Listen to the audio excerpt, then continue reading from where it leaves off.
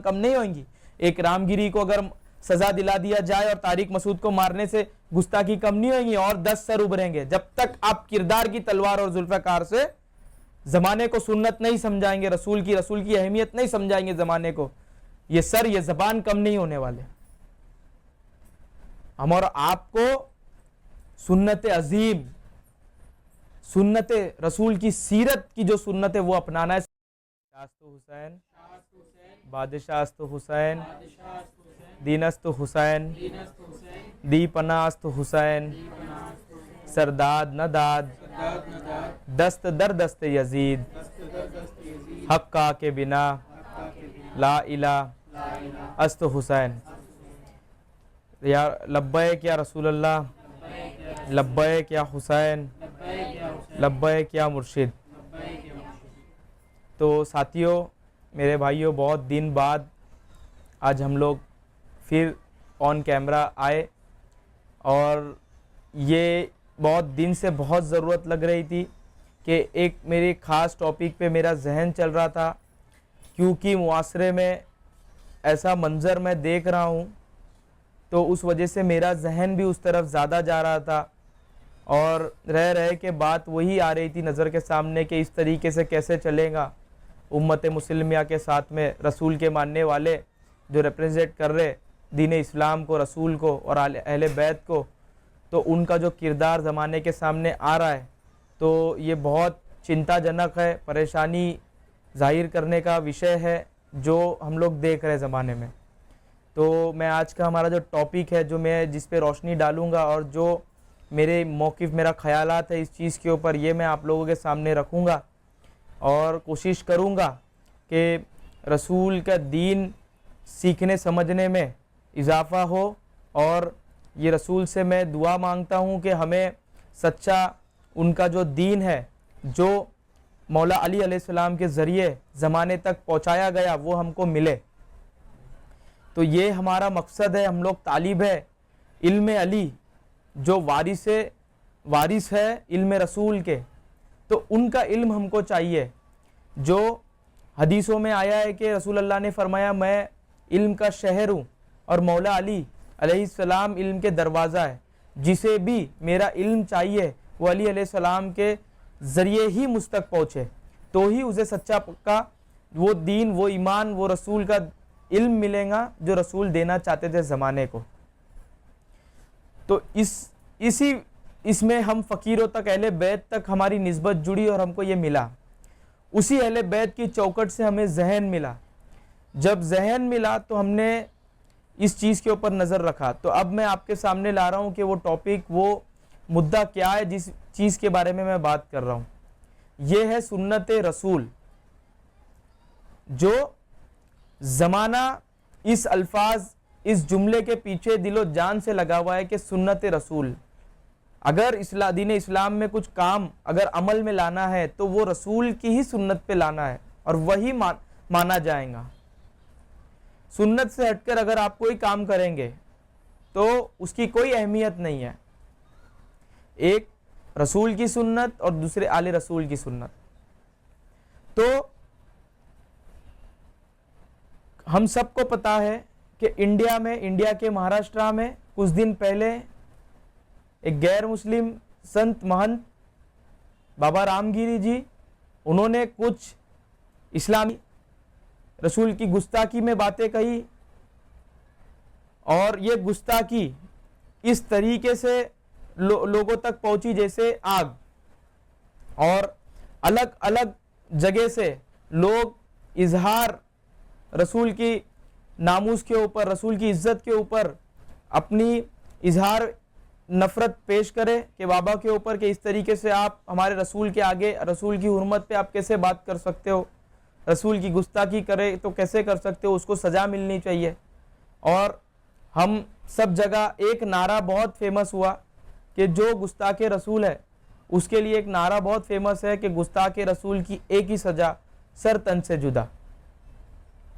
और एक हफ्ता पहले मौलाना तारिक मसूद, जो देवबंदियों के मशहूर मुफ्ती है, वो कनाडा में एक बयान में उन्होंने कुछ कुरान के ऊपर टिप्पणी की, बात की, जिसमें उन्होंने रसूल को अनपढ़ बोला और अनपढ़ कहा, और कुरान में कई गलतियां हैं।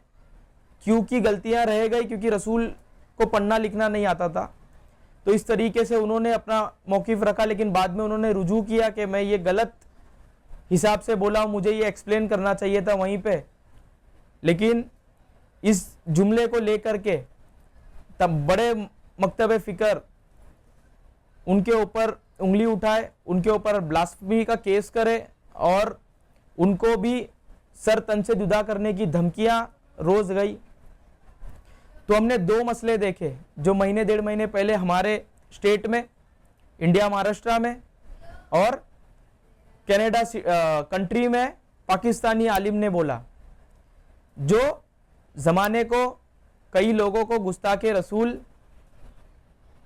करने की उनके ऊपर में इल्ज़ाम लगा उनकी बातों से, है ना।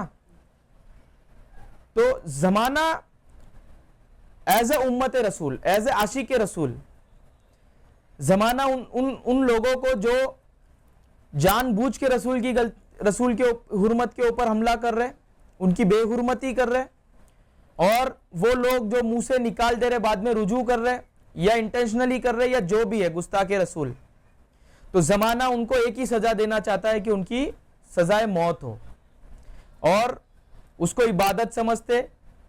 ऐसे आशिक है जो ज़िंदगी में कुछ नहीं करना चाहते और सिर्फ एक गुस्ताखे रसूल को मार के जन्नत हासिल करना चाहते। ये बहुत आसान रास्ता उनको लगता है कि किसी की ज़िंदगी ले लो नामे रसूल पे और जन्नत चले जाओ, है ना। तो ये जो व्यवहार, ये जो किरदार ज़माने को, जो आशिक रसूल कह के ज़माने को जो एक किरदार दिखा रहे, एक हमारे वहाँ काफिर को और एक हमारे ही एक मसलक के मौलवी को गुस्ताखे रसूल के नाम पे जो उम्मत किरदार पेश कर रही, उसको पूरा दुनिया देख रहा, और इस तरीके से पेश कर रही किरदार के रसूल के दीन के ऊपर लोगों का नजरिया जा रहा कि अगर ये मानने वाले अगर इस तरीके से कट्टरपंथी है तो किस तरीके से सिखाने वाले कैसे होंगे, रसूल कैसे होंगे। तो मैं आपको ये रोशनी डालता चलूं कि रसूल अल्लाह सल्लल्लाहु अलैहि वसल्लम सारे जहां के लिए रहमत बन के आए। कुरान की आयत है जो रसूल अकरम सल्लल्लाहु अलैहि वसल्लम है, सारे जहां के लिए रहमत बन के आए। और जब भी रसूल सजदे में गए या अपने रब से मुखातिब हुए तो सरकार दो आलम ने रब्बे हबली उम्मती कहा।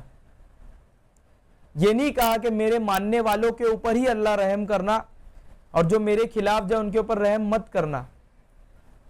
रसूल ने यह दुआ कभी नहीं मांगा, और रसूल की पूरी हयात में, पूरी जिंदगी में सरकार दो आलम सल्लल्लाहु अलैहि वसल्लम कई वाक़ये पेश हुए सरकार की जिंदगी में, जाने उन्होंने सीधा सीधा अपनी बेहुरमती करने वालों को फेस किया। तो रसूल ने उसके एवज में उन लोग के साथ क्या सिला किया।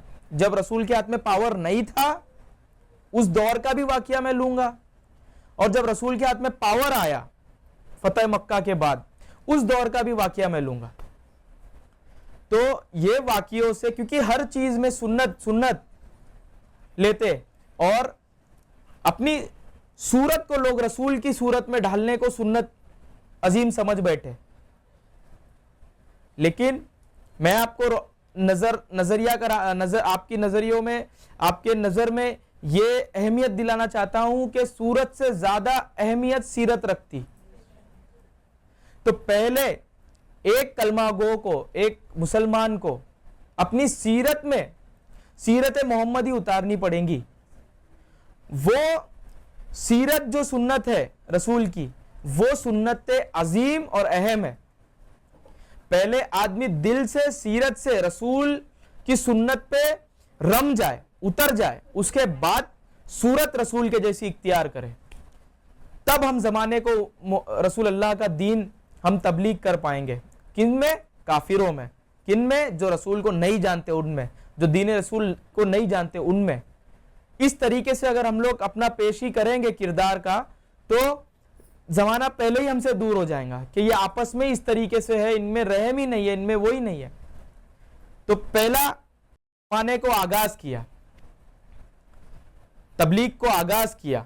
जब रसूल अल्लाह तबलीग को आगाज किए, जब लोगों तक बात पहुंची कि इस तरीके से अरब में एक शख्स है जो सच्ची और हक की बात कर रहे, तो ऐसी इस सिलसिले में रसूल ताइफ नामी जगह पे गए। तो वहां पे बच्चे बड़ों ने कैसे, अभी भी आप देखो, अगर बच्चे किसको सताएंगे और छेड़ेंगे और अगर पलट के हम उनको वार कर दे तो हमारी इज्जत ऐसी खत्म हो जाएगी कि बच्चों पे हाथ उठाए। तो बच्चों को हम मार भी नहीं सकते, लेकिन बच्चे बहुत बेदर्दी से सता सकते हैं। तो लोगों ने अपने अपने बच्चों को रसूल के पीछे छोड़ा सताने के लिए बता करके, और उनको पत्थर मारे गए, कंकरी मारे गए, जिस वजह से रसूल, तारीख शायद है कि रसूल के ऊपर से नीचे तक रसूल खून में हो गए और जूती मुबारक तक खून पहुंच गई। तब खुदा ने फरिश्तों के जरिए हम कलाम हुए रसूल से, और रसूल अल्लाह से कहा कि आप बस हाथ उठा दीजिए, आप इजाजत दीजिए तो मैं इन ताइफ वालों को इन दो पहाड़ों के बीच में ही मसल के रख दूं और इनको बता दूं कि इन्होंने क्या गलती की। तो रसूल अल्लाह ने बोला कि ऐसी कोई जरूरत नहीं है, ये मुझे जानते नहीं है। तो जब रसूल की गुस्ताखी, जिसमें अथर को चोट पहुंचा के लोगों ने गुस्ताखी रसूल किया सबसे पहला, तो रसूल अल्लाह ने बोला कि माफ करो। किसको? अगर चाहते तो हाथ उठा के कह देते कि मसल दो करके, जमाने को इबरत बन जाती, कोई रसूल के ऊपर हाथ नहीं उठाता। रसूल ने बोला माफ करो, रसूल बर्दाश्त किए। दूसरा एक वाकया मशहूर है कि मक्के में जब भी रसूल का गुजर होता तो रसूल के ऊपर ओजड़ी फेंकती थी एक काफिरा, रसूल के ऊपर गंदगी फेंकती थी और रसूल उसको साफ करके आगे बढ़ जाते थे। और एक दिन वो नहीं फेंकी तो रसूल कुछ लगा कि क्यों ये आज वो काम नहीं करी जो दर रोज वो कभी छोड़ती नहीं थी, वो हर रोज करती थी, वो ऐसा क्यों नहीं करी।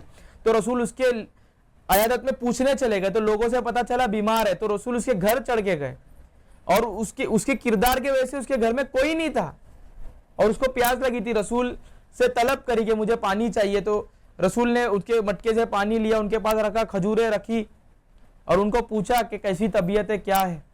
तो ये रसूल अपनी बेहुरमती के एवज में अयादत दिए, किरदार पेश करे। ये दूसरा मैं आपको वाकया बताया। मैं तीसरा आपको वाकया बता रहा हूं। जब सुलह उदैबिया के बाद सुलह तोड़ी गई काफिरों के साइड से, तरफ से, तो रसूल ने जंग किया और उस जंग में रसूल की जीत हुई, जिसको फतह मक्का कहते।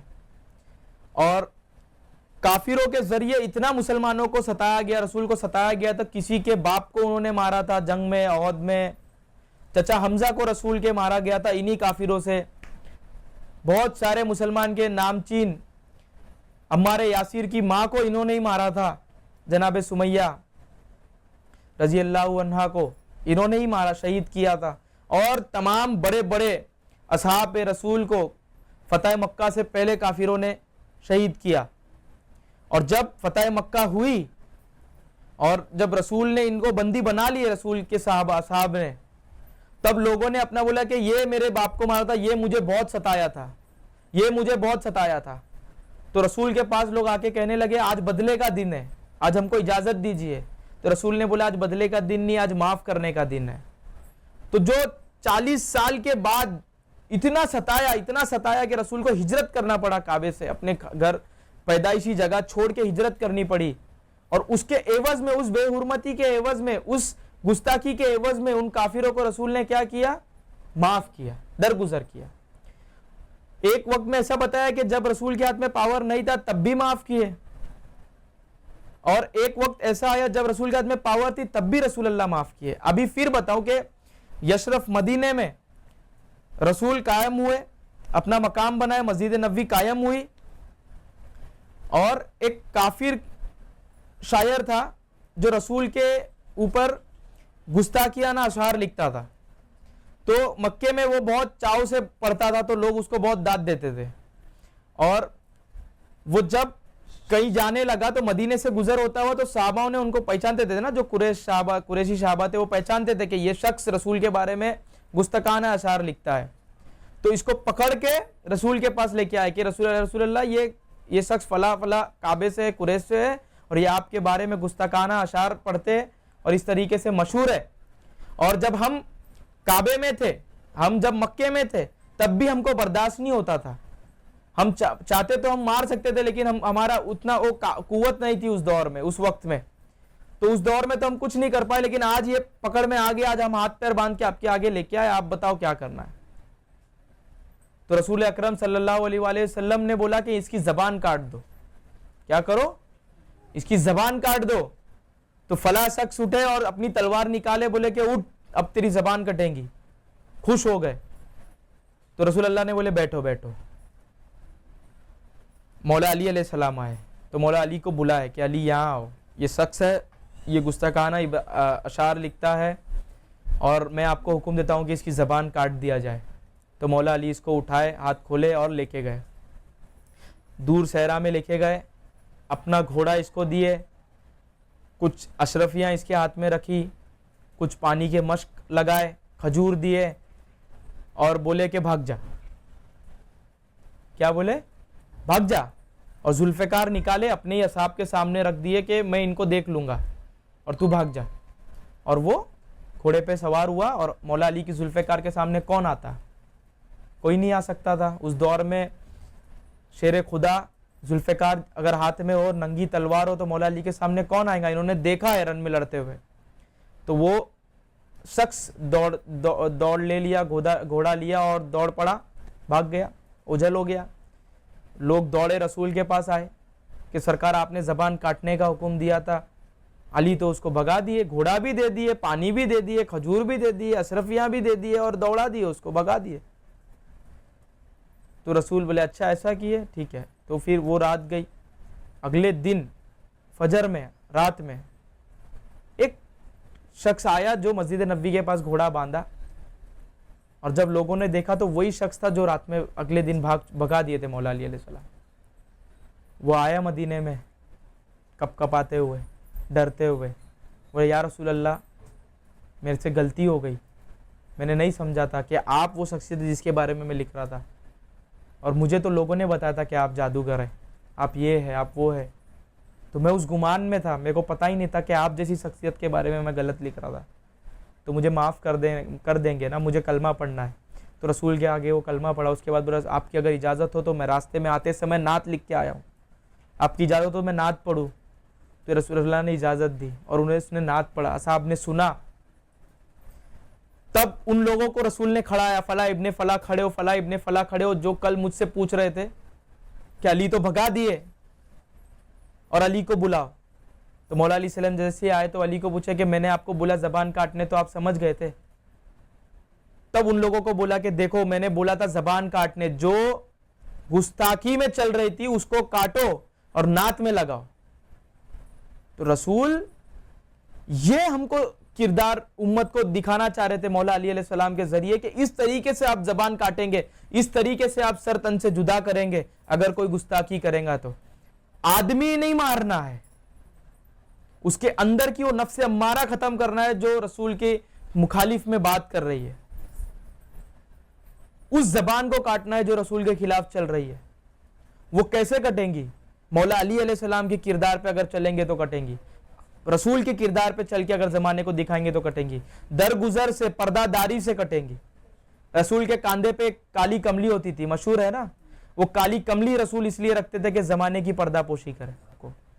और अली अलैहिस्सलाम ने भी माफ किया हरदम गुस्ताख को।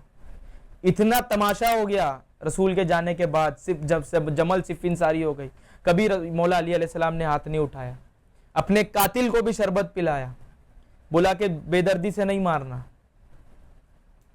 तो ये आले रसूल, और रसूल ने अपना किरदार जमाने को दिया कि इस तरीके से मानो, इस तरीके से उम्मत चाहता हूं। ये नहीं चाहता हूं कि आदमी अगर कुछ बोल दिया, क्योंकि वो रसूल को नहीं समझता है, नहीं जानता है, तुम जानते हो, वो नहीं जानता है, तो उसने कुछ भी उठपटांग बोल दी, वैसे ही जैसे वो शायर बोलता था, क्योंकि उसको नहीं पता था कि रसूल क्या है। जिस दिन वो जाना उस दिन वो कलमा पढ़ा। तो ये कब हुआ? जब मौला अली अपना किरदार पेश करे उसके सामने जैसा रसूल चाहते थे। अगर जबान खींच के जबान काट देते उसका, तो बगैर जबान लेके जाके बोलता मदीने में मैं गया था और मेरी जबान काट दी रसूल ने, तो और 10 जबान खड़ी हो जाती। जबान काटने से जबान कम नहीं होंगी। एक रामगिरी को अगर सजा दिला दिया जाए और तारिक मसूद को मारने से गुस्ताखी कम नहीं होगी, और 10 सर उभरेंगे। जब तक आप किरदार की तलवार और जुल्फकार से जमाने को सुन्नत नहीं समझाएंगे, रसूल की अहमियत नहीं समझाएंगे जमाने को, ये सर ये जबान कम नहीं होने वाले। हम और आपको सुन्नत अजीम, सुन्नत रसूल की सीरत की जो सुन्नत है वो अपनाना है सबसे पहला। उसके बाद सूरत बनाना है, क्योंकि दाढ़ी और जुल्फे रखने के बाद आप रसूल के रिप्रेजेंटेटिव हो जाते हैं। आप जुब्बा कुब्बा और अमामा बांधने के बाद रसूल की रिप्रेजेंटेटिव हो जाते हैं।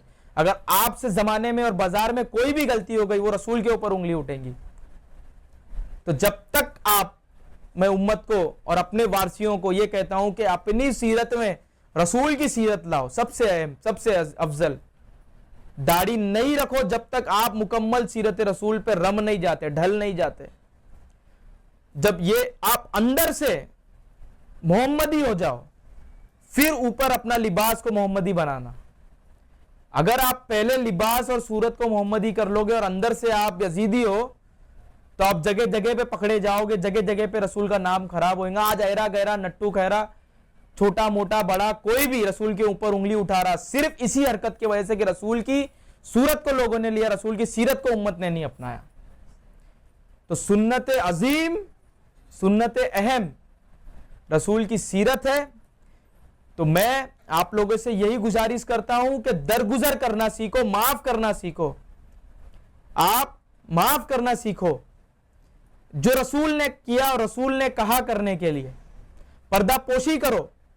जिस चचा को रसूल दिलो जान से चाहते थे, चचा हमजा, उसकी कातिल को रसूल ने एक्सेप्ट किया और बोला कि मैं माफ करता हूं, बस एक शर्त है कि मेरे सामने मत आना।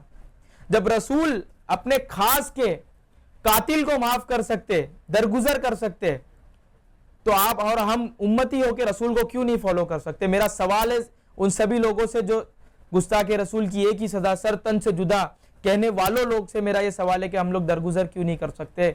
हमारा किरदार सच्चा अच्छा रसूल के इस्लाम का किरदार हम लोग क्यों जमाने के सामने पेश नहीं कर सकते? क्या कमी है हम में और आप में? क्या कमी रह गई कि ये रूहानियत हमारे में नहीं है, ये इंसानियत हमारे में नहीं है कि किरदार से हम रसूल और रसूल के दीन को हम लोग सिखाए और समझाए जमाने को? तो मैं ये चाहता हूं कि सीरत मुस्तफ़ा अपने अंदर रमी जाए और मुसलमान पहले सीरत पे अपने काम करे, फिर सूरत पे काम करे। पहला दिल मोहम्मदी हो जाए, उसके बाद सूरत मोहम्मदी हो। अगर दिल मोहम्मदी नहीं है तो ये दाढ़ी कोई काम की नहीं है, जुल्फे कोई काम की नहीं है, अमामा कोई काम का नहीं है, जुब्बा कोई काम का नहीं है, नमाजें कोई काम की नहीं है, रोजे कोई काम की नहीं है, अगर सीरत मुस्तफ़ा तुम्हारे में नहीं है। एक मोमिन, एक सच्चा आशिक रसूल वही है जिसके सीने में सीरत मुस्तफ़ा रमी जाए, बसी जाए, जिससे गलती होने की गुंजाइश इतनी कम हो, अगर हो भी जाए तो उसको माना जाए कि मेरे से ये गलती हो और आइंदा वो ना हो, है ना? तो ये चीज हम और आप आशिक रसूल और आशिक अली और आशिक अहले बैत, आशिक वलियों को ये चीज गौर करके सोचना चाहिए कि हमारे दिल और हमारे सीनों में सीरत मुस्तफ़ा है या सिर्फ हम लोग सूरत मुस्तफ़ा को लेके चल रहे। तो ये ज़माने को सवाल है और ये अपने हर एक आदमी अपने आप से सोचे समझे और सुन्नत अजीम सीरत मुस्तफ़ा को समझे और उसके बाद सुन्नत असगर सूरत मुस्तफ़ा को अपनाए। पहला सीरत फिर सूरत। लब्बैक या रसूल अल्लाह, लब्बैक या हुसैन, लब्बैक या मुर्शिद।